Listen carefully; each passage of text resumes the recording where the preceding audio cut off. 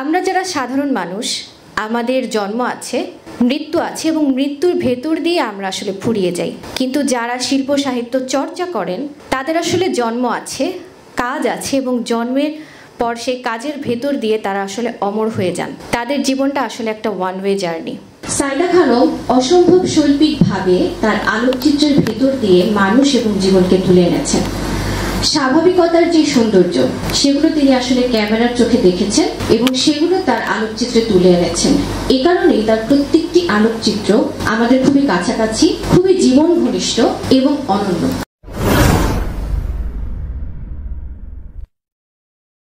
শিল্প সর্বদাই গণতান্ত্রিক হয়। শিল্প তার শৈল্পিক স্পন্দনে যে কোনো বয়স, যোগ্যতা, যে কোনো প্রেক্ষাপটের মানুষকে সংযুক্ত করতে পারে। পথিকৃত আলোকচিত্রী সাইদা খানম ঠিক সেরকম একজন ব্যক্তিত্ব। তাকে নিয়ে আমাদের একটি গবেষণা কাজ রয়েছে। তৃতীয় বর্ষে সাহিত্য সমালোচনা তত্ত্ব কোর্সের আওতায় আমরা কিছু কাজ করেছিলাম। সেখানে বাংলাদেশের বেশ কিছু সাহিত্যিক এবং শিল্পীকে আমরা আমাদের বিশ্লেষণের আওতায় তুলে আনার চেষ্টা করেছি। সেই কোর্সের আওতায় আমাদের কোর্সের অধ্যাপক স্যার ডক্টর মাসুদ ইমরান মান্নু তিনি প্রথম আমাদেরকে সাইদা খানম সম্পর্কে জানান এবং পরবর্তী সময়ে তার নির্দেশনায় সাইদা খানমকে নিয়ে এই গবেষণা কাজটি করা হয়। সাইদা খানম আলোকচিত্রী এবং আলোকচিত্র সাংবাদিক হিসেবে যতটুকু আলোচিত, গবেষণা কাজের ভেতর দিয়ে আমরা দেখেছি তার শৈল্পিক সত্তা তার চাইতেও শক্তিশালী। সাইদা খানমকে নিয়ে আমরা যে গবেষণা কাজটি করেছি সেখানে তার আলোকচিত্র সমূহ আলোচনা করা হয়েছে রিয়ালিজমের তত্ত্বীয় কাঠামোর অধীনে।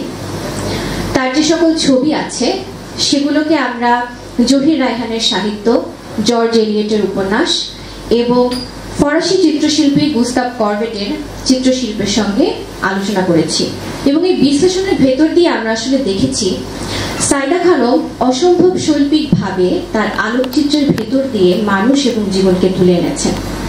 স্বাভাবিকতার যে সৌন্দর্য সেগুলো তিনি আসলে ক্যামেরার চোখে দেখেছেন এবং সেগুলো তার আলোকচিত্রে তুলে এনেছেন।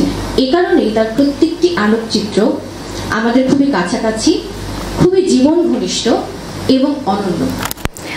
সাইদা খানমকে নিয়ে আমাদের এই কাজের ভেতর দিয়ে আমরা তার যে শৈল্পিক সত্তার পরিচয় পাই সেটি আসলে আজকে যে বই দুটি নিয়ে প্রকাশনা উৎসব হচ্ছে তার সঙ্গে খুবই সংযুক্ত। একজন সাইদা খানম যে বইটি আছে সেই বইটি থেকে আসলে আমি গবেষণায় অসম্ভব সহযোগিতা পেয়েছি এবং আরেকটি বই যেটি প্রকাশ হয়েছে যেখানে আসলে আমরা সাইদা খানমের লেখাগুলো পাচ্ছি, সেই সম্পাদিত বইয়ের ভেতর দিয়ে আমরা আসলে লেখক সাইদা খানমকেও চিনতে পারবো। আসলে যারা শিল্প সাহিত্য চর্চা করেন প্রত্যেকেই আসলে মননের দিক থেকে আমাদের সাধারণ মানুষের চেয়ে খুবই ভিন্ন। তাদের জীবনটাও আসলে ভিন্ন। আজকে এখানে আসলাম এবং সাইদা খানমকে নিয়ে অসম্ভব সুন্দর সুন্দর গল্প শুনেছি। আমরা যারা সাধারণ মানুষ আমাদের জন্ম আছে, মৃত্যু আছে এবং মৃত্যুর ভেতর দিয়ে আমরা আসলে ফুরিয়ে যাই। কিন্তু যারা শিল্প সাহিত্য চর্চা করেন তাদের আসলে জন্ম আছে, কাজ আছে এবং জন্মের পর সেই কাজের ভেতর দিয়ে তারা আসলে অমর হয়ে যান। তাদের জীবনটা আসলে একটা one way journey. Saida Khanam আসলে তার কাজের ভেতর দিয়ে আমাদের মধ্যে বারবার ফেরত আসবেন।